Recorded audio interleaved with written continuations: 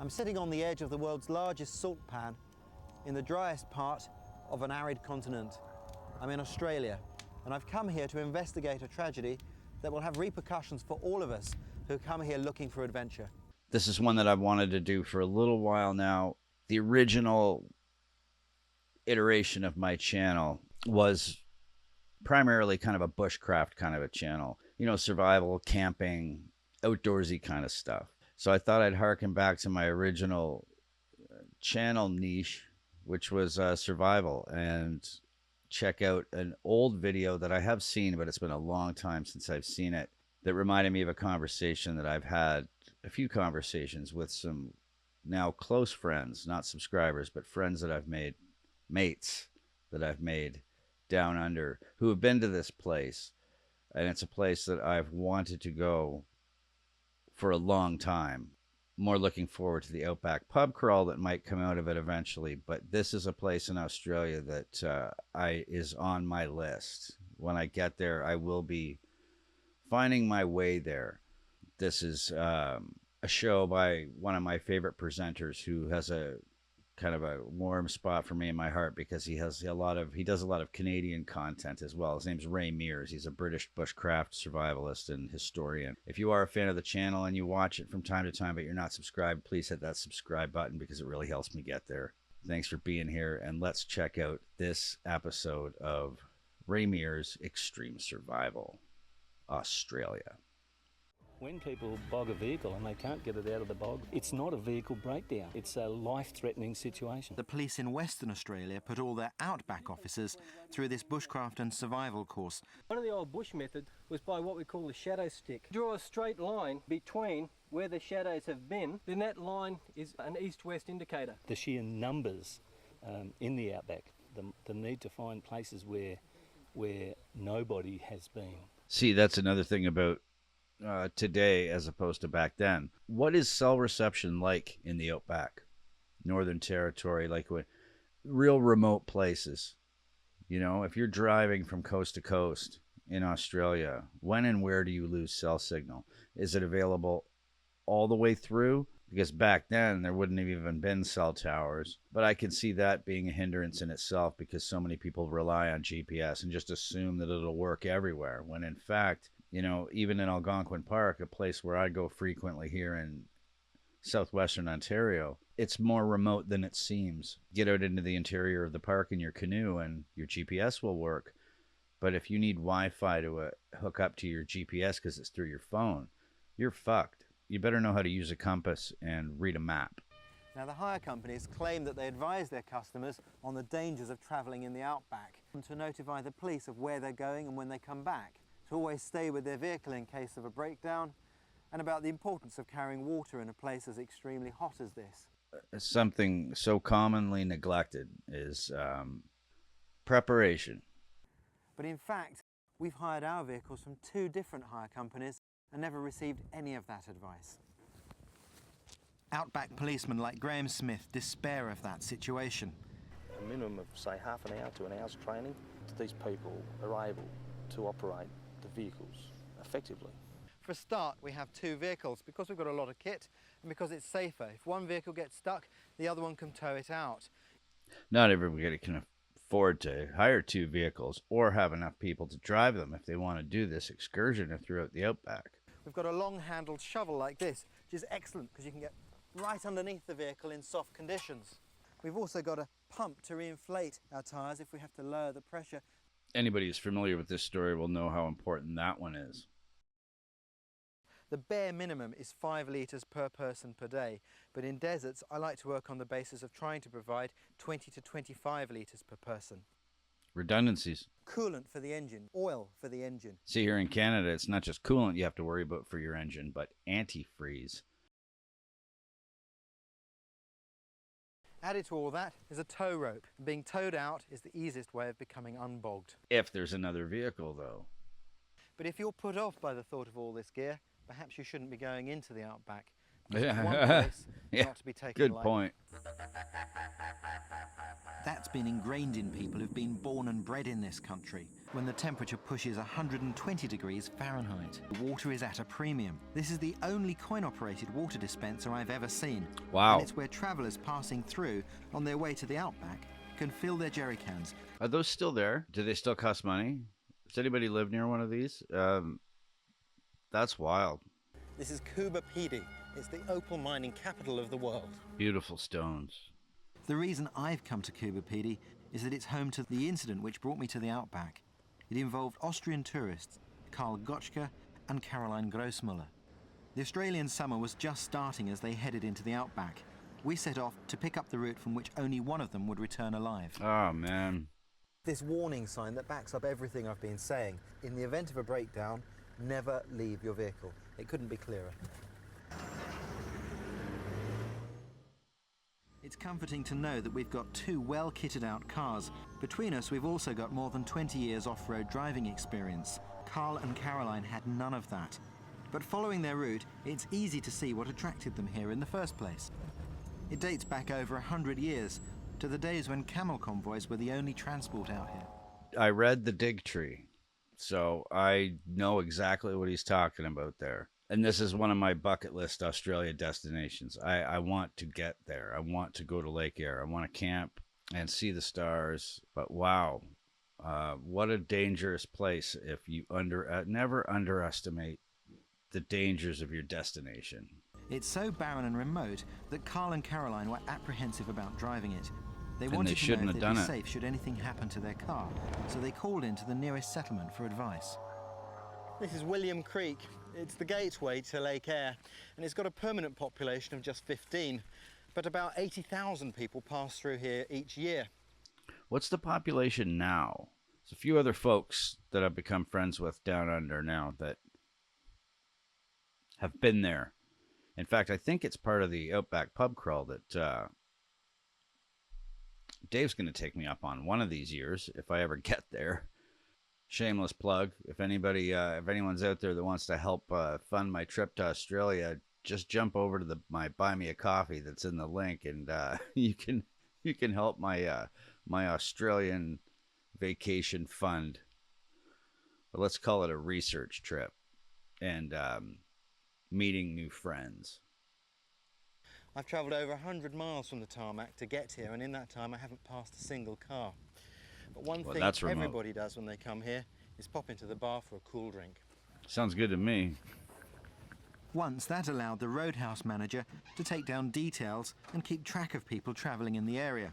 But it's an ad hoc system that has got no legal basis, and there's no guarantee that someone will come looking for you. Look at that. Looks like Mars. As they headed onto the lake track, Karl and Caroline would have seen this sign, and it advises them to check in at the William Creek Hotel before heading down the track. Well, having left their details there, they felt certain that if they got into any trouble, someone was going to come and look for them. The manager's son had been unable to find the existing SAR book, so he commenced a new one, but didn't tell anyone.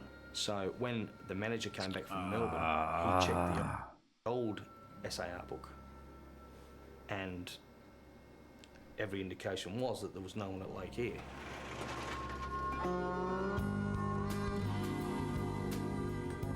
Life out here revolves around the search for water.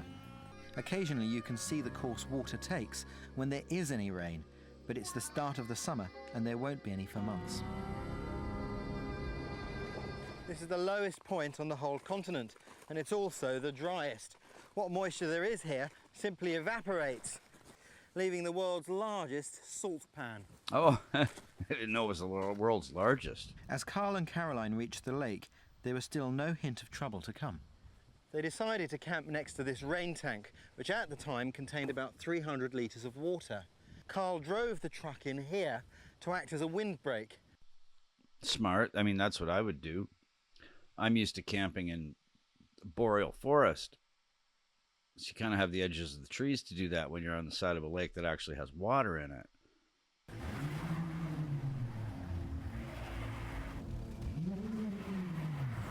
Getting stuck seemed like little more than an inconvenience, and Carl thought he knew how to deal with it. First thing he did was look at the tyres. He decided to let some air out of them. That's a pretty good thing to do. Very If smart. you lower the tyre pressure, and it gives you more traction. But crucially, he didn't let anywhere near enough out. That's a common mistake too. When people let air out of the tires on a 4x4 in order to get unstuck, they have to be on the verge of being flat. Not flat, but they got to be bulged right out on the bottom in order for that to work. So he decided to dig the sand out from around the wheel, but with no shovel in the car, he had to improvise with a plate, and that didn't work either. And this, I don't know if it's the same in sand, but I know it's in thick mud or in snow. The place you really want to get the sand, or you want to get the crap out of, is under the pumpkin, under the differential, because that's usually what hangs you up in stuff like this.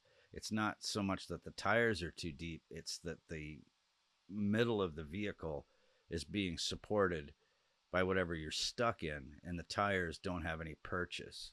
As always in survival, the key thing is not to panic, but to think clearly. The vehicle was full of food. They had a 65-litre tank of water on board, and this rain tank held 300 litres. They could have stayed here quite safely for weeks. Could have taken that spare tire in the ultimate of emergencies and set fire to it, because a plume of black smoke in a place, you'd be able to see that from a plane for 50 miles. So they settled in, thinking they'd been missed when they didn't return to William Creek. Because of the mix-up over the search and rescue books, the pub manager didn't even know they were at the lake. They'd been told that in the height of the summer, there might be no other traffic for 6 weeks. So when no one arrived the next day or the day after, they must have started to worry. That would be a scary situation, but, it's, just like The Martian, Get your food rationed out. You certainly have enough water to last. If there's 300 gallons of water in there, was it 300 liters or like either one? You got enough water in there. On the third day, the temperature soared to 41 degrees in the shade. Oh. In the open, you can add another 15 degrees to that. The idea of cool evenings out here is pretty relative. Leaving the car was their first serious mistake, and on top of that, as the police discovered once they translated their log from German into English. They basically worked out that they had approximately 62 kilometres to travel. For every 10 kilometres, they would consume 1 litre of water each. That's crazy. To think you're only going to need 1 liter of water for each kilometer in 45-degree heat. I did a hike a few summers ago up a mountain-ish type of hike in north central Ontario, a place called Killarney, and my friend Jay and I hiked a peak called Silver Peak, which is one of the highest points of elevation in Ontario. That hike wouldn't have been close to 60 kilometers. It might have been 20. And this was a Canadian summer, not nearly as hot as that. I brought 5 liters of water with me, and we weren't close to being halfway up that mountain. And I turned back. I'm like, I'm not going to have enough water. I ran out, and I'm like, I can't go any further without water. I'm going back. And there were lots of people on the trail. It wouldn't have been life or death. But the amount of water you go through when you're exerting, especially in the heat. But they'd based their calculations on walking in Austria. In the heat of an Australian summer, they would have needed far more water than they could possibly have carried. Absolutely.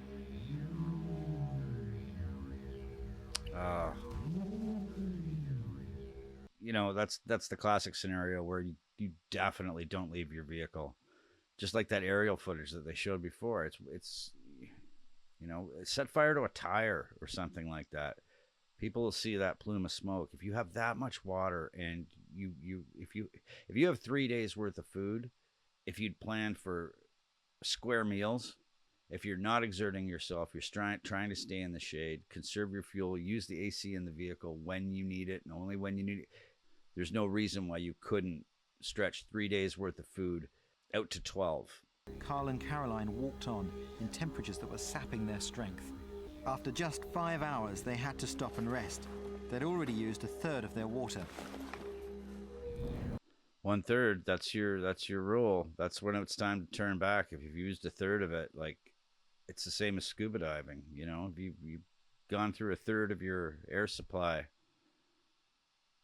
for like cave diving and stuff, that you turn back. To give you some idea of how hot it was, Caroline's shoes had actually begun to melt, but they'd only gone for another hour before they had to stop, as Carl couldn't go any further. Oh, man.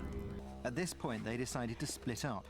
As the fitter walker, Caroline was still convinced she could make it to William Creek. She took Carl and headed into the night. The two would never see each other again. Oh, man. Like, bless these people's souls. But, you know, this is a textbook. This is the part of the textbook where it lists everything not to do. They made every mistake that is going to lead to death. Leaving the vehicle, not knowing how to get a vehicle unstuck, instead of being patient, rationing their food, and sitting by a giant jug of water. Hindsight's 20/20, I get that, but I've spent so much time in the bush, in the wilderness, that, you know, some of my lessons were learned hard. Not this hard, but I'm sure things have changed because of this, in this spot. Carl spent the next day in the tent, and at 9 o'clock that night headed back to the camper van, not knowing whether Caroline would ever reach safety. A German couple driving to the lake had found Caroline's body 6 days after she had started walking. 6 days. 6 days. Yeah, 3 days worth of food, you know. Oh, this is a tragedy that did not need to happen. She'd been dead for approximately 5 days. The amount of water she was intaking was nowhere near sufficient. She would have become delirious and basically fallen down, and that would have been the end. Wow. It's as desolate a place as you can imagine. My to get God. here, she'd walked over 30 kilometres from the lake. Unbelievable. But this is only halfway to William Creek. Today, there's just this simple cross that's a memorial to Caroline. Also, it serves as a warning to those who come here unprepared. As the police searched further down the track, they found notes that Caroline had stuck to the signs pleading for help. Carl was found alive in the van, and the police investigation began. At first, it focused on the pub at William Creek, where the manager's son had forgotten to tell anyone that he had started a new search and rescue book. Oh, But man. blaming that misunderstanding would be too easy. As far as the police are concerned, there's always a better alternative to relying on strangers, however well-meaning they appear to be. That's just bad luck. You know, I mean, it's just so unfortunate that it's tragedy that usually is what leads to solutions applied. Our advice to anyone travelling in remote areas is to nominate a friend or relative that they can trust that will advise the police if they're not back at a certain time. Then there was the lack of equipment and preparation. Some people would like to see the hire companies take responsibility for this. Well, in a way, I mean, at the very least, as you know, what you guys call hire companies, we would just call rental companies. I don't necessarily think it should be their responsibility for this. If Carl and Caroline had had even a small amount of training, they need never have found themselves in this situation. See, that's part of it. I don't think the hire company should be completely at fault. They're just renting someone a truck. But there's, you know, I would say that if you're renting a 4x4 in a place like that, some type of emergency survival guide in the vehicle, something that is pointed out. I get that the point here. They should have had some training, might be the wrong word, but they should definitely have been made aware. Look, if you get into trouble, there's a booklet here of rules to follow, things to remember, and do's and don'ts of traveling in this area or under these conditions. So yeah, I get that. That's a tough one. Quite rightly, Carl deflated his tyres, but not nearly enough. It took one policeman just 10 minutes to unbog the vehicle because he knew how much to let out. My God. As for leaving the vehicle, you could argue forever about that. They left because they had been told the track might not be used for 6 weeks, but the tourists who found Caroline's body would have found them in 6 days. All I can say is that in most cases, your chances of survival are far higher if you stay put, and this case proves that golden rule. If one death stands out as being totally unnecessary, it's the death of Caroline Grosmuller. Has anyone else died out at Lake Eyre since then because of similar circumstances? Tell me in the comments. Let me know if you're familiar with that area. God, I want to see that country so much. To have this experience, but in absolute safety, and I think it can be done. See, the thing is, absolute safety. That's impossible. Not in a place like that. You gotta have. There has to be a level of personal responsibility and preparation. You know, the reason that people want to see these places, including myself, it's not because I want to go somewhere dangerous. I want to go somewhere remote and largely inaccessible to most people. And with that wanderlust and spirit of adventure comes danger. Absolute safety, impossible.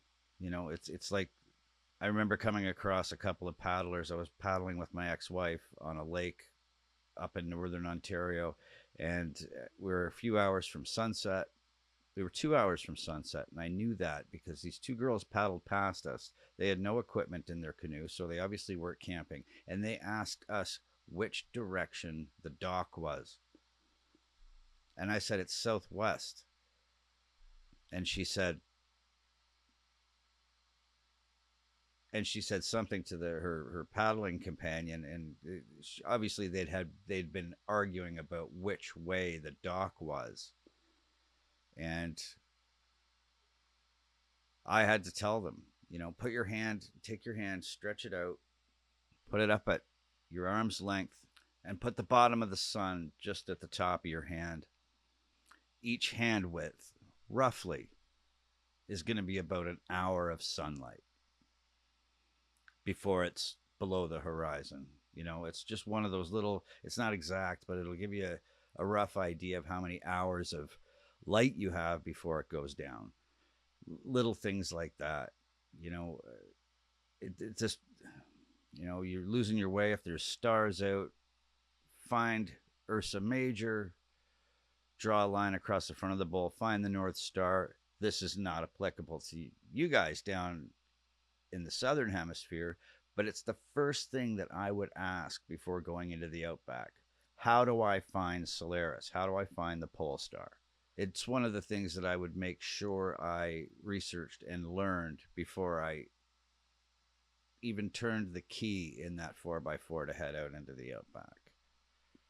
If you're going to head out into any wild place, you have to remember that you have a duty of care for your own well-being, making sure you have the right equipment, knowledge and training, and following the local advice. If you do all of those things, there's absolutely no reason why you shouldn't have the adventure of a lifetime. No doubt. Like I said at the beginning, it might sound a little morbid, but this is the reason that I want to go to Lake Eyre. I always had a fascination about remote places in the wilderness. I recently did a trip up in northern Ontario here in Canada with my friend Jay. Some of you may have seen the images that I put up on it. It was a fascinating trip. It was so much fun to get that far out. But, you know, like the outback, this place we were, you know, you don't fuck around when you're out in places like that. You go prepared, you go supplied, and you arm yourself with the knowledge of the area, because disasters like this are so unnecessary and they happen all the time. So if you're still here at this point in the video, you're my favorite person in the world right now. So if you'd really like to help the channel and help me get that content out there more regularly, you can buy me a coffee. The link's in the description. Jump over to my Patreon so you can see this episode in pretty much its entirety instead of being chopped up for YouTube. But honestly, a like and a subscribe go a long way to getting the channel forward. And more importantly, getting me to Australia so I can meet some of you fine folks when I get down there. I love you all. And unlike any other video I've done on Australia, to this one I really mean, may you always find water and shade. And I'll see you on the next one.